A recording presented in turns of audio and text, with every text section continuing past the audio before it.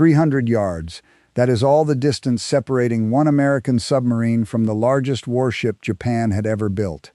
It is 3:17 in the morning, November 29, 1944, and Commander Joseph Enright is staring through a periscope at a ship longer than 3 football fields laid end to end. His hand is steady on the firing switch. His crew is silent behind him.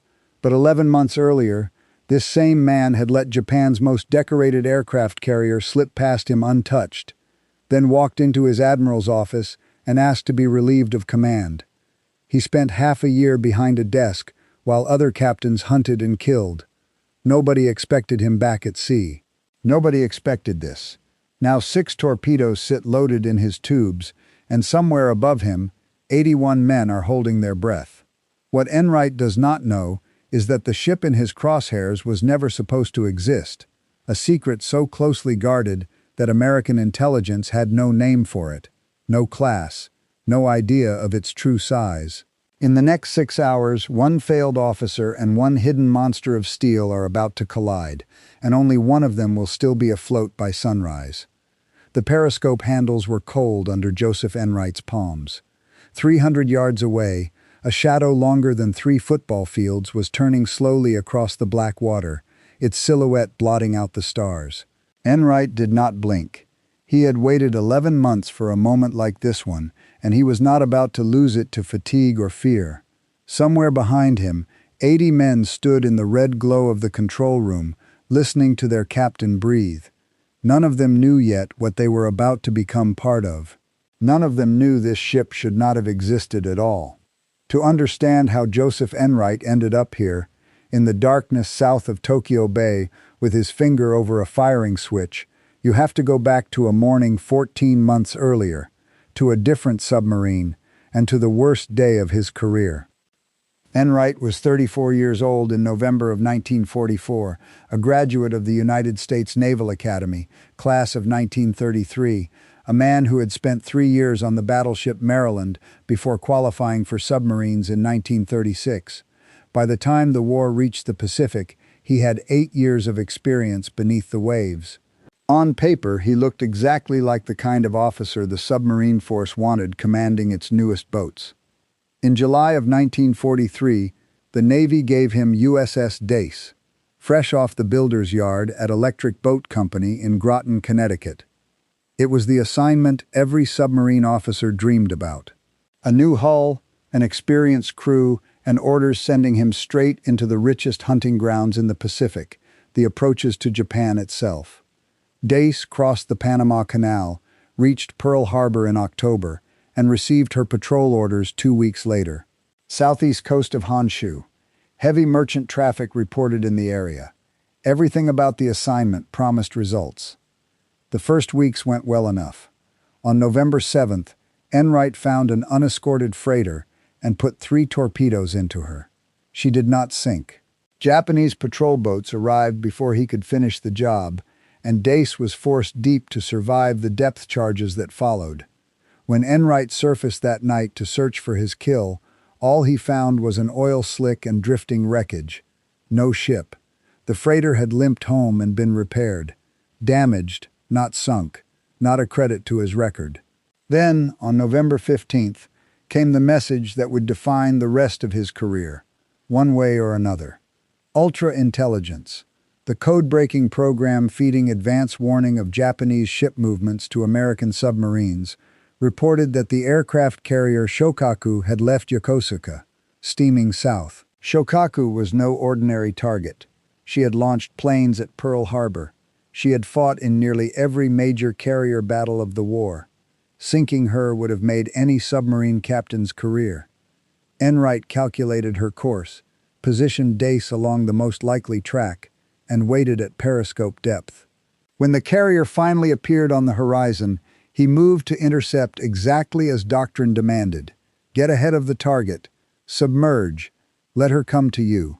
But Shokaku zigzagged at the wrong moment, cutting 30 degrees away from Dace's position, and suddenly Enright was too far out to fire with any real chance of a hit.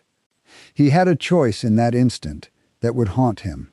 Surface, run hard, and try to reposition before dawn, exposed him to her escorts, or stay hidden and fire long-range torpedoes into the dark with almost no chance of success.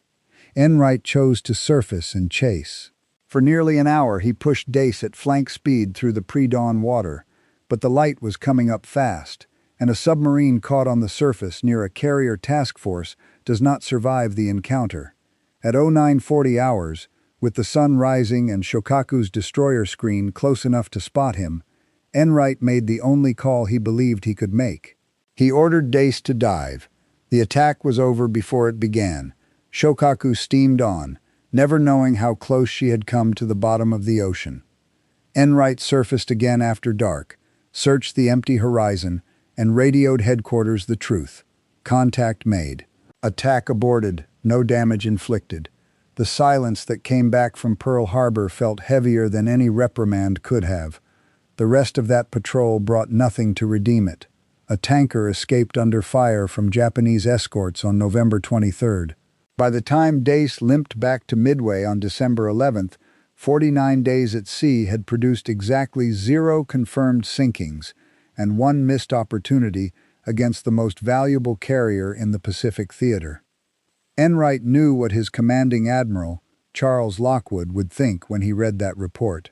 Lockwood was known for giving his captains wide latitude to make their own tactical calls, and he was equally known for pulling men out of command when results did not follow. Enright did not wait to find out which way the decision would go. On December 12th, he wrote his own request. He asked to be relieved, admitting plainly that the patrol had been unproductive and that another officer might perform better in his place. Lockwood granted it within 2 days. Dace received a new captain and went on, under different hands, to sink ship after ship and earn a presidential citation. The boat had never been the problem. Enright had been the problem, or so it seemed to every man at the Midway submarine base watching him walk to a desk job instead of a control room. For 6 months, Enright processed patrol reports and coordinated repair schedules while other captains went out and came home with kill flags painted on their conning towers. Officers who failed in command rarely got a second chance. There were more qualified men than available submarines, and the Navy did not waste boats on captains who had already proven they could hesitate at the wrong moment. But Enright refused to let that be the end of his story. In June of 1944, he requested 15 minutes of Lockwood's time and used it to argue that his failure on Dace had not come from a lack of skill, but from an excess of caution, from trusting doctrine over his own instincts. He had learned the lesson. He wanted one more chance to prove it. Lockwood listened, reviewed his record, upper third of his class at Annapolis, years of solid service, 0 major errors outside the Shokaku incident, and made a decision that would change naval history, though neither man could have known it yet. Enright would get his second command, just not immediately. He waited through the summer at Midway. Then, in late August, Lockwood finally called him in. USS Archerfish needed a new captain, he said. Her 4th patrol had just ended without a single kill, and her crew was experienced but frustrated. Lockwood needed a man willing to be aggressive when the moment demanded it. He asked Enright directly if he could be that man. Enright said yes without hesitation. On September 1st, 1944, he took command of USS Archerfish. While Enright was rebuilding his career from behind a desk, half a world away in the Yokosuka Naval Yard, an entirely different kind of secret was taking shape, one that had nothing to do with redemption and everything to do with desperation.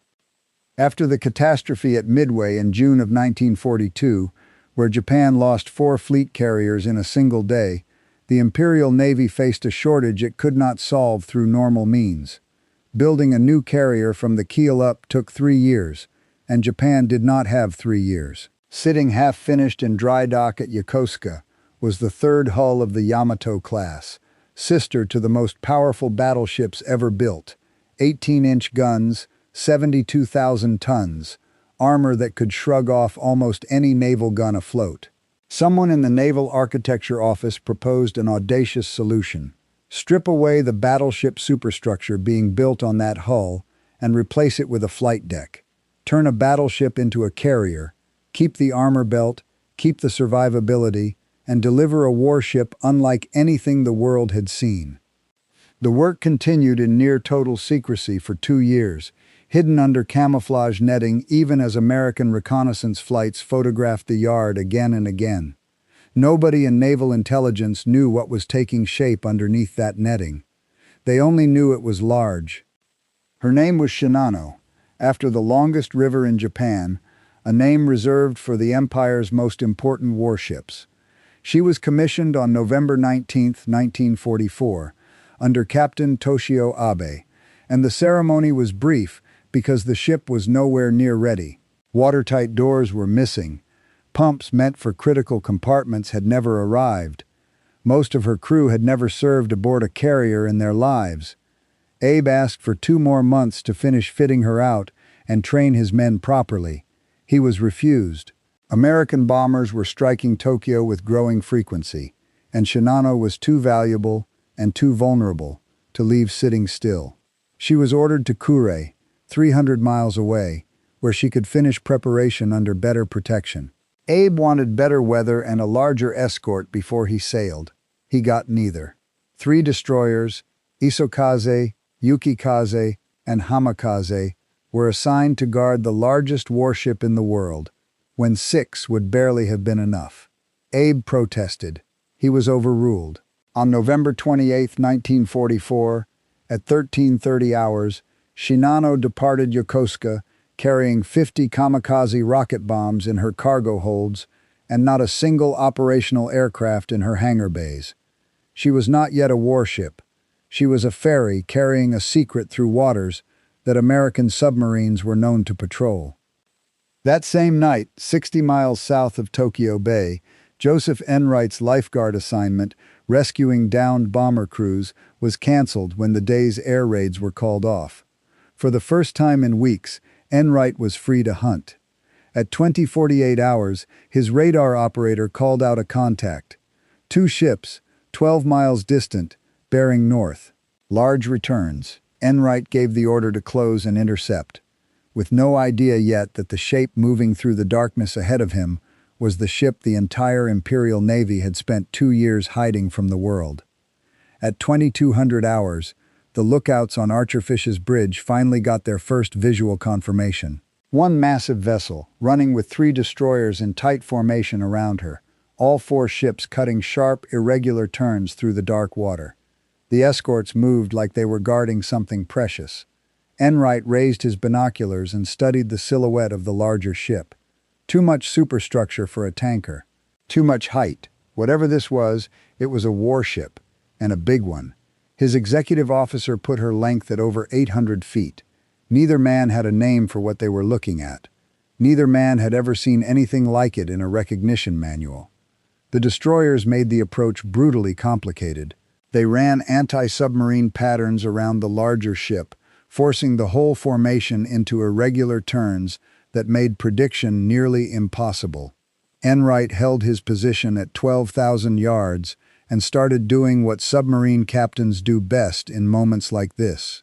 He watched. He measured speed. He counted seconds between course changes. The Japanese formation was making 20 knots, and Archerfish could just barely match that on the surface, which meant a straight chase was a losing proposition. Enright would have to read their rhythm and cut the angle before they ever noticed him. Aboard the carrier herself, Captain Toshio Abe had his own radar contact to worry about. At 20:48 hours, the same moment Archerfish's operator first called out the signal, Shinano's own equipment detected a surface contact 12 miles to the south.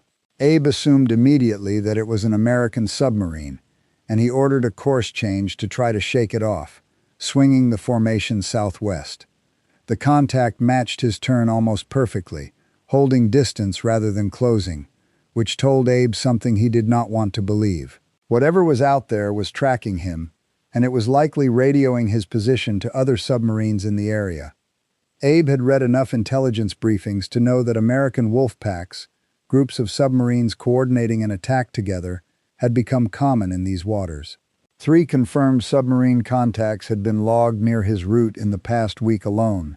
He assumed he was facing more than one boat, and doctrine told him the answer was speed. Outrun them before they could organize a coordinated strike, clear the area, and reach Cure before daylight gave them another chance. He ordered flank speed, but the order came back countermanded within minutes. The starboard outboard propeller shaft bearing was running hot, dangerously close to failure, and his engineering officer warned that pushing the shaft any harder risked losing it entirely hundreds of miles from a repair yard. Abe had no real choice. At 23:22 hours, Shinano's speed dropped to 18 knots, the exact speed Archerfish could sustain on the surface. Without knowing it, Abe had just handed Enright the one advantage he needed.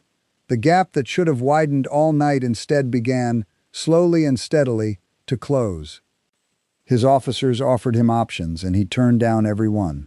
His executive officer suggested launching aircraft to search the darkness for submarines, but Shinano's hangar bays held no operational planes, only cargo and rocket bombs bound for Kyushu. His operations officer proposed switching on searchlights to force any submarine on the surface to dive for cover.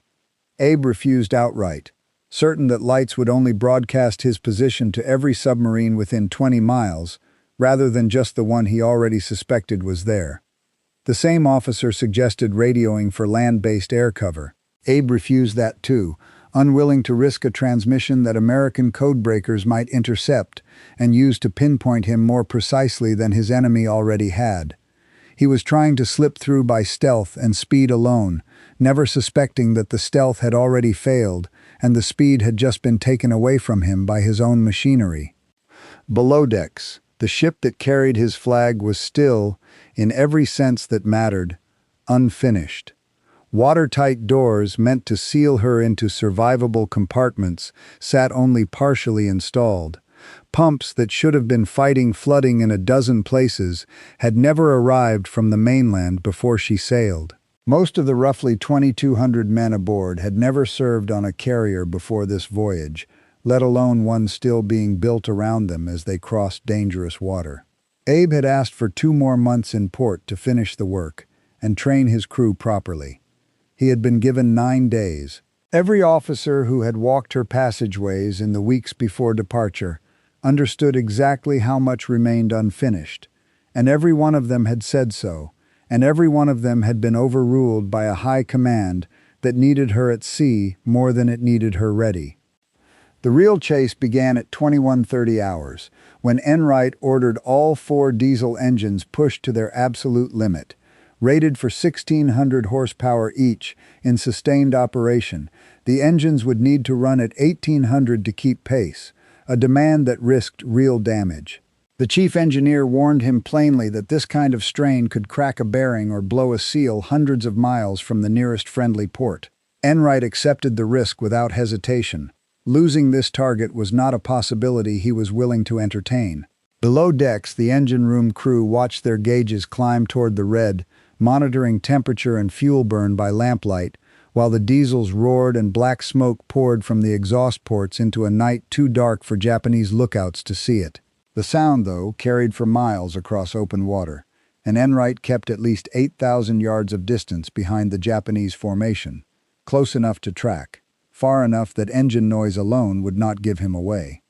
Every 12 minutes, without fail, the enemy formation turned 30 degrees, first left, then right, a zigzag pattern designed to frustrate exactly the kind of pursuit Enright was attempting. He timed it obsessively, checking his watch against every turn, building a mental map of where the ships would be minutes and hours from now. If the pattern held, the Japanese would cross within 5,000 yards of Archerfish's position by roughly 02:30, close enough for a submerged ambush. Everything depended on that pattern holding. By 22:30, the gap between the two forces had narrowed only slightly. Archerfish was making 20 3/10 knots against the enemy's 20, a paper-thin advantage that would take hours to translate into real distance.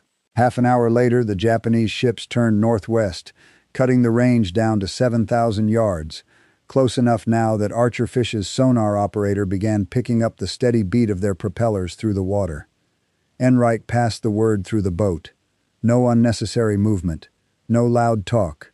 Sound traveled through water far better than it ever did through air, and one careless noise could end the pursuit before it truly began. At 23:30, the pattern shifted slightly. The turns still came every 12 minutes, but the angle had tightened to 25 degrees, which meant the formation was covering more ground on each leg. Enright adjusted his intercept course to compensate, but the adjustment cost him time. By midnight he had closed to 6,000 yards, still gaining, but slowly, and the chief engineer was now reporting that the engines had crept dangerously close to their maximum safe temperature. Enright made the call to ease back to 1,700 horsepower, letting the engines breathe even as Archerfish's speed dropped to 19.5 knots. The gap opened again. 7,000 yards. 8,000. He was losing ground with every minute that passed, and he knew it. At midnight, he pushed the engines back to full power and watched Archerfish claw her way back to 20 3/10 knots. The gap steadied, then began closing once more. 7,500 yards.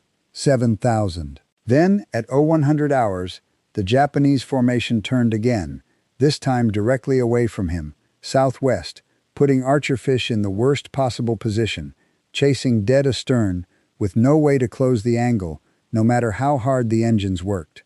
A pursuit from directly behind could go on forever without ever ending in a shot. Enright weighed his options in the dark. He could break off and hunt for an easier target elsewhere. He could call for support from other submarines patrolling nearby. Or he could hold the course, trust the pattern, and wait for one more turn to hand him the geometry he needed. He chose to hold. If this was a carrier, and every instinct told him it was, then nothing else in these waters was worth more than staying on her tail. His fuel state was becoming a real concern by this point. Running at flank speed burned diesel at nearly 3 times the normal rate, and Archerfish had perhaps 6 hours of fuel left at this pace before she would need to slow down simply to make it back to friendly waters. Enright checked his watch. It was 01:35. By 07:30, the chase would have to end, one way or another. At 0200, the formation zigzagged back to the northwest, restoring the geometry Enright had been waiting for. He was now 7,000 yards behind and slightly to port, and if the pattern held for another half hour, he would find himself ahead of their base course rather than trailing it. By 0230, the numbers finally broke his way. He was 6,000 yards back but positioned ahead of their track, and if the Japanese turned southwest one more time, they would pass within striking range. He gathered his officers in the cramped confines of the control room and laid out the plan in the fewest words possible. When they turn southwest, we submerge. We get across their track and let them come to us. We fire everything in the bow tubes in one spread, because a target this size does not get a second chance from us. Then we go deep and we evade. His officers understood without needing it repeated. This was the moment 2 months of preparation under his command had been building toward. At 0256, the Japanese formation turned southwest exactly as Enright had gambled it would. The geometry was perfect. He gave the order to dive, and Archerfish slipped beneath the black surface without a ripple, ballast tanks flooding smoothly as she settled to periscope depth, 60 feet down. Enright raised the scope for a look, 7,000 yards out and closing at 20 knots, roughly 17 minutes to contact. He lowered it again almost immediately. A periscope left up too long left awake, and awake could be spotted by a sharp-eyed lookout even in darkness. The crew rigged the boat for silent running. Ventilation fans shut down. Anything that hummed or rattled was isolated and secured. 81 men stood at their stations in a quiet, broken only by the low murmur of electric motors and the sound of their own breathing. The air inside the hull had already gone thick and warm, heavy with the smell of diesel oil and sweat from 6 hours of hard running on the surface. Nobody complained. Nobody moved more than duty required. Young sailors who had never fired a shot in anger stood beside veterans of earlier patrols, all of them watching the same silent captain for some sign of what was coming. In the forward torpedo room, The crews assigned to tubes 1 through 6 ran their hands over the firing mechanisms one final time, checking and rechecking settings that had already been checked twice. There was nothing left to do but wait, and waiting, every submariner aboard understood, was its own kind of test. At 0300, Enright raised the scope again for a quick look. 5,000 yards now, and the target's shape had resolved into something unmistakable. A flight deck. A tall island superstructure rising off the starboard side. This was a carrier, larger than any he had ever studied in a recognition manual. Larger than anything he believed the Japanese Navy possessed. He sketched what he could see as fast as his hand would move. Length, beam, the layout of her superstructure. Details that intelligence analysts would need after the patrol, assuming there was an after. He lowered the scope and kept tracking by feel, by the numbers he had already committed to memory. The formation had turned southwest at 2230, back northwest at 2300, and he had adjusted each time without needing to expose the scope more than a few seconds at a stretch. This was not luck. This was 3 hours of pure mathematics, speed, bearing, the 12-minute rhythm of a zigzag that had become as familiar to him as his own pulse. At 0304, a problem emerged. The carrier was going to pass north of his position, the wrong angle for a clean shot. He needed her to expose her broadside, not her bow or stern, and a shot at the wrong angle against a target this size would waste everything he had built toward. He did not believe in luck. He believed in geometry, and he waited for the numbers to turn in his favor. At 0312, they did. The carrier turned south, another 30-degree course change in her endless zigzag, and this one put her on a collision course with Archerfish's position. Enright ordered the final approach. The submarine crept forward at barely 2 knots, the range falling steadily, 2,000 yards, 1,500, 1,200. The destroyer screen was spread only 300 yards ahead of the carrier herself, and if Archerfish crept any closer, their sonar would find her. At 1,400 yards, Enright knew he had run out of room. He had to fire now or lose the shot entirely. He set his firing solution with the discipline of a man who had spent 11 months rehearsing this exact moment in his head. All 6 forward tubes ready. Torpedo depth set to run shallow, just 10 feet below the surface, in direct defiance of standard doctrine, which called for 15 to 20 feet to strike beneath the waterline. Enright had his own reasoning. A ship this size would almost certainly carry anti-torpedo bulges below the waterline, thick armored compartments built to absorb exactly the kind of hit doctrine assumed he would deliver. He wanted his torpedoes higher, above the bulges, where the plating would be thinner and the damage would cut deeper. If they ran a little deep, they would still strike below the waterline anyway. Either way, the target would flood. Fire 1, 8 seconds. Fire 2, 8 seconds. Fire 3, fire 4, 5, 6. 6 torpedoes running hot, straight and true through the black water. Enright kept his eye pressed hard against the periscope, watching the first wake close the distance. 45 seconds ticking by in what felt like far longer.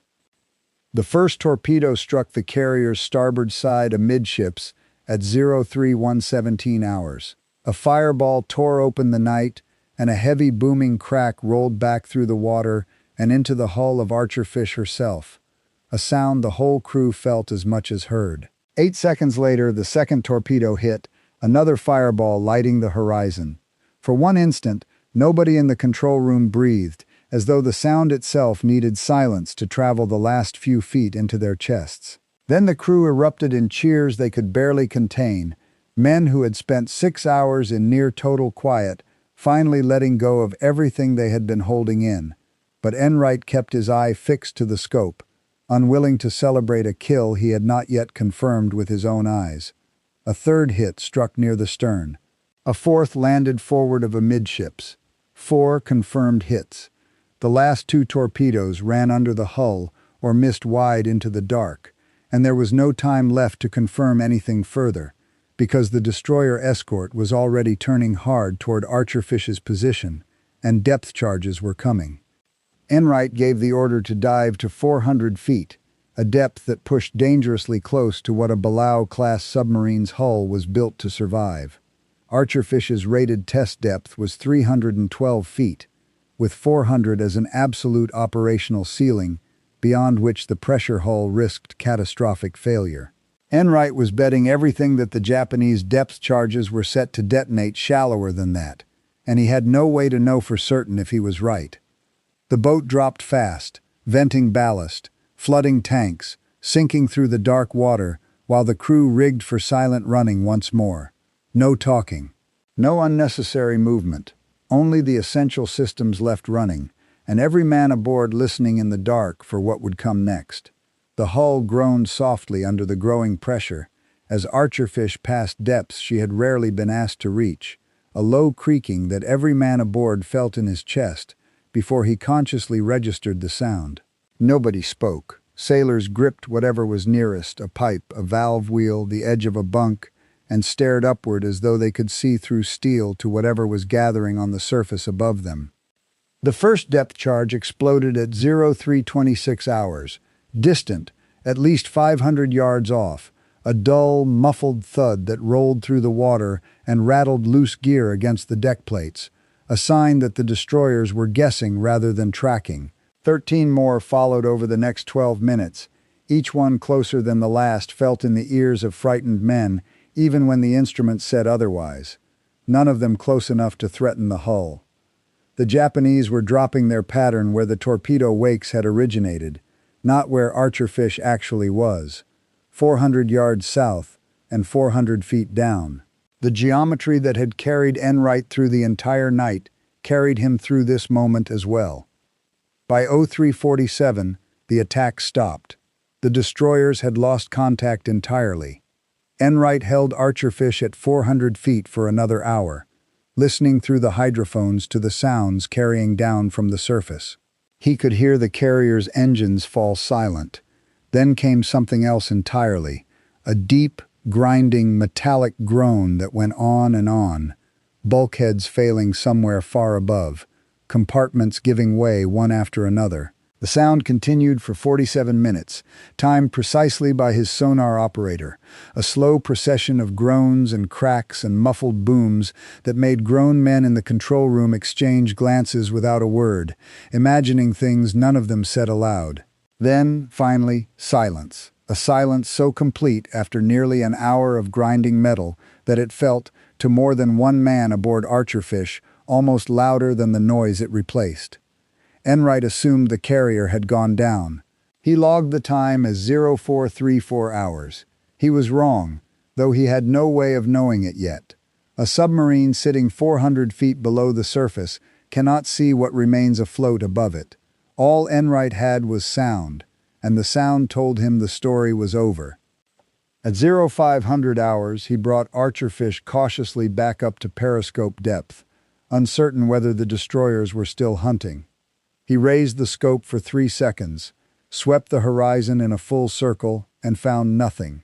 No destroyers, no carrier, no wreckage. Empty ocean in every direction. He lowered the scope, took Archerfish back down to 200 feet, and set a course south, away from the waters he had just fought through. Behind him, his crew allowed themselves, for the first time since the chase began 9 hours earlier, something close to rest. Men who had stood rigid at silent running now sat slumped against bulkheads, exhausted in the particular way that comes only after hours spent bracing for a death that never arrived. Enright said little. There would be time later for congratulations. For now there was only the low hum of the motors, the dark water outside the hull, and the long run home. What Enright did not know, what he could not have known, was that the ship he had just attacked was still afloat at that very moment, still steaming south at 18 knots with 4 torpedo holes tearing her open from the inside, still carrying more than 2,000 men who had no idea yet whether they would live to see the sun rise. Captain Abe made his damage assessment at 0330 hours, and the numbers were already bad. 4 compartments flooded, 3 boiler rooms lost, taking half the ship's power generation with them. Water pouring through gaps in watertight doors that had never been finished before the ship sailed. The carrier was listing 7 degrees to starboard, and every minute that passed added weight to that number. Abe had 3 real choices in front of him. Order counterflooding to correct the list. Slow down and pour every resource into damage control. Or run for the nearest coast, 60 miles distant, and try to beach her before she went under entirely. He chose none of them. Instead, he ordered his crew to hold maximum speed toward the nearest naval base, believing that speed would outrun whatever submarines remained in the area and get his ship to safety before the flooding became unmanageable. It was the same instinct that had guided every decision he had made since the radar contact 8 hours earlier. Move fast. Stay ahead of the threat. It was the wrong choice, and it was the last real chance he had to save her. Holding speed drove more water through the gaps in her unfinished hull with every mile she covered. The list crept upward, 10 degrees by 0400, 14 degrees by 0500. His engineering officer reported to him at 0530 that the pumps were losing the fight and that Shinano would sink unless something changed immediately. Only then did Abe order counterflooding, and by then the angle had already grown too severe for it to do any real good. He agreed to cut speed to 12 knots, hoping the slower pace would buy his damage control teams enough time to shore up bulkheads and seal what leaks they could reach. The list stabilized there, at 14 degrees, for a short while. But the ship had been built with a flaw nobody could see from the outside. Investigators who studied her wreck after the war determined that the joint where the waterline armor belt met the underwater anti-torpedo bulge had never been engineered properly, and Enright's torpedoes had struck almost precisely along that seam. The force of the explosions had knocked an iron support beam loose inside one of the flooded boiler rooms, and that beam had punched straight through into the compartment next to it, opening a leak that no amount of shoring could seal from the inside. By 0700, the executive officer told Abe plainly that the ship was doomed, that the list was worsening no matter what the damage control teams tried. Abe refused to accept it. He ordered every man not needed at a critical station to gather on the port side of the flight deck, gambling that the combined weight of more than 1,000 bodies might counterbalance what the sea had already claimed. It did not work. By 0800, the list had reached 18 degrees, and water was pouring into spaces that had been bone dry only 2 hours before. Her speed had fallen to 6 knots. The 3 destroyers stayed close in formation, ready for what all of them now understood was coming, while Abe continued to insist, against every report reaching him, that his ship could still be saved. At 0900, the list passed 25 degrees. Men on the lower decks could no longer stand without holding onto something fixed. Loose equipment broke free and slid into the starboard bulkheads with a violence that injured sailors who had nowhere to retreat. Only then did Abe finally give the order every man aboard had been waiting for. Non-essential personnel would abandon ship. 1,200 sailors and civilian workers moved up to the flight deck while the destroyers closed alongside, rigging rope ladders down their hulls so men could climb across from a ship that was rolling further onto her side with every passing minute. The transfer took 90 minutes, slow and dangerous work in the dark. The sailors still trapped below decks in those final hours faced a different kind of horror than the men topside. In compartments cut off by flooding and jammed watertight doors, some men fought in darkness against rising water with nothing but their bare hands and whatever tools they could find, while others simply waited, knowing there was no path out, listening to the ship groan and shift around them as she rolled further onto her side. Officers who had trained for years to fight surface engagements and aerial attacks found themselves instead fighting a slow, mathematical death, a battle against gravity and seawater that no gun or plane could win for them. By 10:30, the list had reached 40 degrees. Shinano was no longer steaming so much as rolling, and Abe gave the final order. Everyone remaining, roughly 800 men, jumped from the flight deck into the cold water below, and the destroyers moved in to pull as many as they could from the sea. At 10:57 hours, less than 8 hours after the first torpedo struck her, Shinano capsized and went under, taking her captain down with her, along with 1,435 men who never made it off the deck in time. 1,080 were pulled from the water alive. The largest warship ever built had sailed for exactly 9 days after her commissioning, had covered barely 170 miles from the yard that built her, and had never once launched an aircraft or fired a gun in anger. Joseph Enright knew almost none of this as Archerfish made her way south through the early morning. He surfaced around 0800 and transmitted his contact report to Pacific Fleet headquarters. Enemy carrier attacked at 0317. 4 torpedo hits observed. Target believed sunk. He estimated her size at 28,000 tons, the largest figure he could reasonably justify given what he had glimpsed through a periscope in the dark. He had nothing in any recognition manual to compare her against, because nothing like her had ever been catalogued. Naval intelligence reviewed his sketches with open skepticism. A ship as large as the one Enright described would surely have shown up on reconnaissance photographs by now, and none of Japan's known carrier classes matched what he had drawn. The analysts settled on a safer explanation: a merchant hull converted into a makeshift carrier, something in the 28,000-ton range. Enright's executive officer backed the account. His lookouts backed it. His sonar operator's 47 minutes of recorded breakup noises backed it. But without a photograph or a captured prisoner to confirm the kill, naval intelligence could not verify what had actually gone to the bottom that night, and Enright was credited only with a carrier of unknown type and uncertain size. He received the Navy Cross. Archerfish received a Presidential Unit citation, praising her for a 6.5-hour pursuit that ended when she penetrated a destroyer screen and struck with, in the citation's own words, all 6 of her torpedoes finding their mark. Only 4 had actually hit. The Navy never corrected the record. It was close enough for the paperwork, even if it was not the truth. Enright returned to sea for one more patrol in January of 1945, then was promoted and moved into staff duties. His years as a submarine captain finished for good. Archerfish herself survived the war, was decommissioned in 1946, recommissioned twice more for Cold War service, and finally, on October 19, 1968, was sunk deliberately off the coast of California by another American submarine, USS Snook, used as nothing more than a target for torpedo practice. The boat that had destroyed the largest warship in history ended her own life on the receiving end of the exact weapon that had made her famous.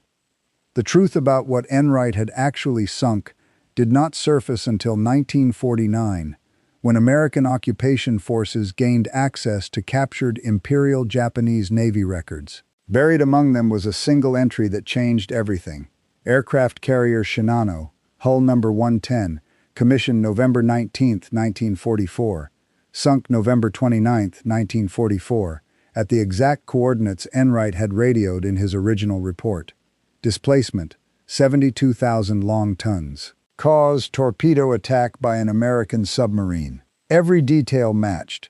Naval intelligence revised his combat record accordingly, changing the tonnage from 28,000 to 72,000 and giving the kill its true name for the first time. Joseph Enright, once relieved of his own command for letting a target slip away untouched, had sunk the largest warship any submarine has ever destroyed, a record that still stands more than 80 years later. He rarely spoke publicly about it in the years that followed, living quietly in Fairfax, Virginia, working in aviation navigation after his retirement from the Navy in 1963. Not until 1987 did he finally tell the full story himself, publishing a memoir titled Shinano, The Sinking of Japan's Secret Supership, built from his own patrol reports, interviews with surviving crewmen, and the captured Japanese records that had confirmed his kill nearly 40 years after the fact. In it, he described the moment the first torpedo struck with a simple, unguarded honesty. I saw a huge fireball erupt near the stern of the target. Then we heard the noise of the first hit carried to us through the water. "Got them," I yelled. Joseph Enright died on July 20, 2000, at 89 years old, and was buried at Arlington National Cemetery with full military honors, submarine veterans traveling from across the country to see him off. The officer who had once asked to be relieved of his own command, certain he had failed his country in the waters off Japan, had gone on to sink the largest warship the world had ever built, a ship so secret that even the men hunting her had no name to give her until years after she was gone. Somewhere off the coast of Cape Shiono, 4,000 meters down, Shinano still rests where she capsized, her hull inverted, her flight deck resting against the seabed. 1,435 men entombed inside a warship that was never given the chance to prove what she was built for. Japanese law now protects the site as a war grave, and no diver has ever been permitted to disturb what remains of her. 80 years on, the record Enright set in the dark that November morning has never been matched by another submarine, before or since.